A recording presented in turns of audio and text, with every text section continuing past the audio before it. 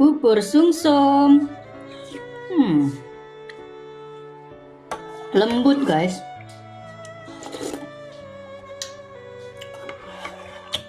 Mungkin dari beberapa kalian berpikir bahwa tinggal di luar negeri itu adalah impian.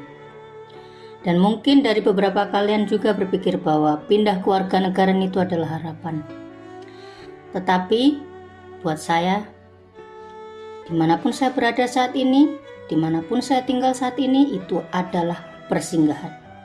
Karena seberapa jauh saya pergi dan seberapa jauh saya melangkah, seberapa lama saya pergi, saya pasti akan kembali. Karena paspor hijau itu bagi saya adalah identitas saya, jiwa saya, darah saya. Dan itu tidak akan pernah terganti dengan apapun, sampai kapanpun.